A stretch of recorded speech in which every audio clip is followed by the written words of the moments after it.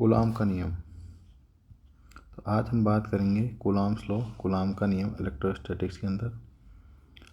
तो कूलाम का नियम का अनुसार क्या है?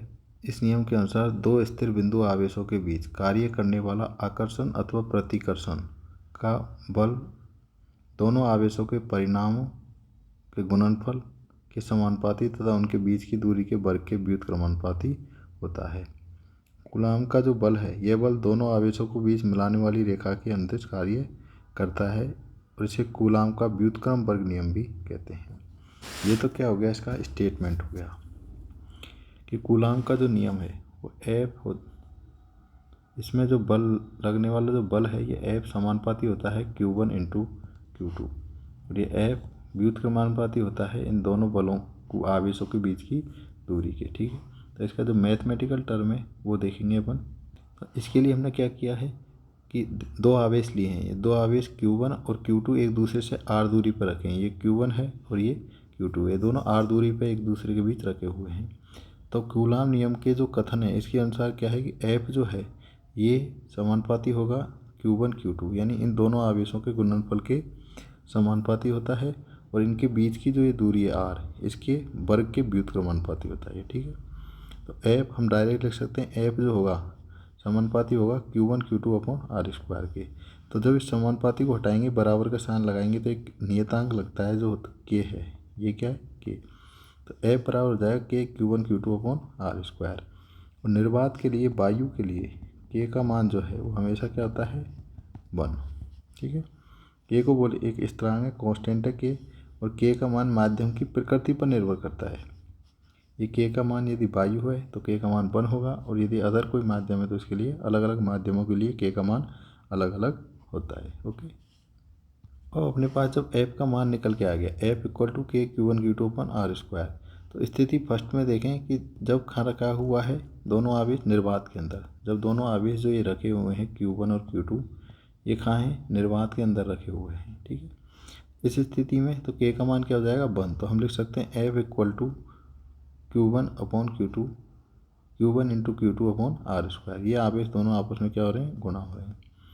तो अब ये जो K है, K का मान होता है 1 अपॉन K के बारे में डिस्कस करते हैं अपन। तो K का मान है 1 अपॉन 4 पाई एप्सिलॉन नॉट, और इसका जो मैथमेटिकल जो मान होगा वो होगा 9 into 10 to the power 9 newton into metre square upon coulomb square. ये इसका क्या हो जाएगा, मात्रक। क्या हो जाएगा, मात्रक। स्थिति सेकंड में कि जब ये दोनों आवेश Q1 और Q2 जो हैं, Q1 व Q2 किसी माध्यम में रखे हुए हैं, किसमें, किसी माध्यम में रखे हुए हैं, तो K का मान होता है 1/4 पाई एप्सिलॉन, और इस एप्सिलॉन का जो मान है ये होता है epsilon naught into epsilon R. और जो एप्सिलॉन आर है ये क्या है, माध्यम की विद्युतशीलता। एप्सिलॉन नॉट जो होती है निर्वात की विद्युतशीलता होती है। इसका जो मान है ये भी कांस्टेंट मान है, इसलिए K का मान क्या आया है यहाँ पे, कांस्टेंट आया है, क्योंकि 4 कांस्टेंट है, पाई भी कांस्टेंट है और एप्सिलॉन नॉट भी कांस्टेंट नंबर है, स्थिरांक है, इसलिए K का जो मान निकल के आया 9 इंटू 10 टू द पावर 9 आया। इसका एप्सिलॉन नॉट जो है निर्वात की विद्युतशीलता, इसका मान होता है 8.85 into 10 to the power -12 coulomb square upon newton into metre square. देखो इसका जो मान निकाला है एप्सिलॉन नॉट का, ये जो एप्सिलॉन नॉट जो है ये क्या होता है K, ये जो K होता है इस K के क्या होता है, व्युत्क्रमानुपाती होता है। K बराबर क्या होता है 1/4 पाई एप्सिलॉन नॉट। ठीक है, तो ये K जो है ये एप्सिलॉन नॉट का कैसा है, व्युत्क्रमानुपाती है। तो इसका जो मात्रक है K का, ये बाकी 4 पाई तो कांस्टेंट नंबर है और ये भी कांस्टेंट है, लेकिन इसका जो मात्रक है K का मात्रक होता है, K का मात्रक newton into metre square upon coulomb square, ये इसका मात्रक है। तो जो एप्सिलॉन नॉट इसका व्युत्क्रम, तो एप्सिलॉन नॉट का जो मात्रक हो जाएगा इसका उल्टा हो जाएगा, coulomb square upon newton into metre square, जो ये इसका मात्रक हो गया। ठीक है, पूछा जाता है एग्जाम में। तो एप्सिलॉन नॉट का मान है 8.85 into 10 to the power -12 coulomb square upon newton into metre square. तो अब जो F मीडियम की होगी, पहले तो F हम निर्वात में बात कर रहे थे, लेकिन अब जो F माध्यम में है ये होगा 1/4 pi epsilon naught epsilon R into Q1 Q2 upon R square. माध्यम के लिए जो K का मान है 1/4 पाई एप्सिलॉन होता है, और ये एप्सिलॉन का मान एप्सिलॉन नॉट एप्सिलॉन आर के बराबर है, इसलिए हमने इसको ऐसा लिख दिया। ओके, अब इस एप्सिलॉन नॉट और एप्सिलॉन आर में रिलेशन देखें तो एप्सिलॉन आर जो है ये माध्यम की आपेक्षिक विद्युतशीलता है, माध्यम की आपेक्षिक विद्युतशीलता है। हमको पता था कि एप्सिलॉन बराबर क्या होता था, एप्सिलॉन नॉट एप्सिलॉन आर। ये एप्सिलॉन नॉट कांस्टेंट होता था, इसका भी मान हमने देखा था। एप्सिलॉन आर माध्यम की आपेक्षिक विद्युतशीलता है। तो जब हमने एप्सिलॉन आर का मान निकाला तो वो एप्सिलॉन अपॉन एप्सिलॉन नॉट के बराबर आता है। ठीक है, ये यहाँ से एप्सिलॉन नॉट का एक और मात्रक होता है जिसे फैराड बटे मीटर बोलते हैं। एक मात्रक तो क्या लगा था हमने, coulomb square upon newton into metre square. दूसरा मात्रक होता है इसका फैराड अपॉन मीटर।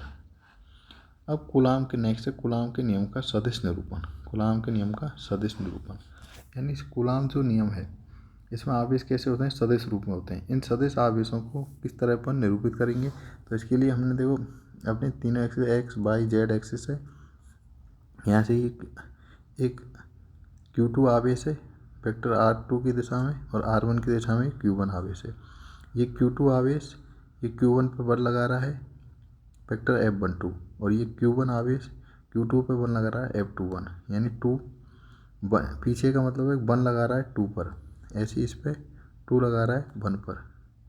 तो इसकी जो बीच की जो इनकी दूरी है ये स्थिति सदिश जो होगा ये होगा R2 माइनस R1, यानी वेक्टर R21 जो है इसको अपन कैसे लिख सकते हैं, vector R2 minus vector R1। ठीक है, ये इनका स्थिति सदिश होगा। अब सदिश रूप में कैसे लिखेंगे इनको, तो सदिश रूप में लिखने के लिए हमने माना था दो बिंदुवत आवेश हैं Q1 है और एक Q2 है जिनकी स्थिति सदिश R1 R2 हैं। यदि आवेश Q1 के सापेक्ष Q2 का स्थिति सदिश R21 हो तो Q2 पर Q1 के कारण बल, तो Q2 जो बल लगा रहा था अभी हमने देखा था ये जो Q2 है ये Q1 पर क्या लगा रहा है, वेक्टर F12। तो इस वेक्टर F12 का मान जो है ये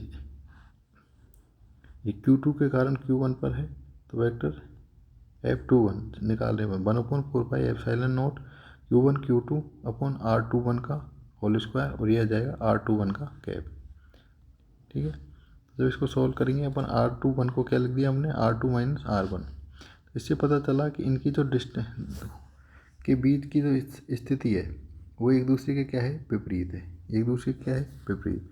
तो हमने देखा कि जो बल लग रहा है, क्या लग रहा है, बल लग रहा है, इस बल का मान परिणाम में तो समान होगा लेकिन दिशा दोनों की क्या होगी, अलग अलग। यानी इस तरह जो ये बल है ये Q1 है और ये Q2 है, तो ये इधर जो और ये इधर, ठीक है, F12 का मतलब है 2 लगा रहा है 1 पर और F21 का मतलब है 1 लगा रहा है 2 पर।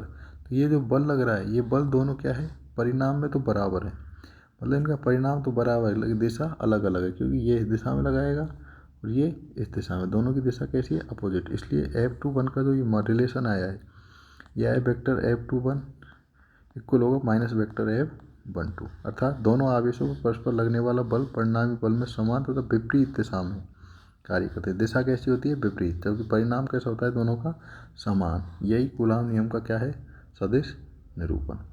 सदिश रूप में जब हम बल की बात करेंगे कूलॉम नियम में तो परिणाम तो समान होता है दोनों आवेशों पर, लेकिन जो दिशा होती है दोनों की कैसी होती है, अलग अलग होती है। ये रिजल्ट अपने को याद रखना है। ठीक है, अब कूलॉम नियम के कुछ इंपॉर्टेंट फैक्ट हैं। पहला क्या है कि कूलॉम नियम के लिए आवेश बिंदुवत स्थिर होना चाहिए। आवेश कैसा होना चाहिए, स्थिर होना चाहिए।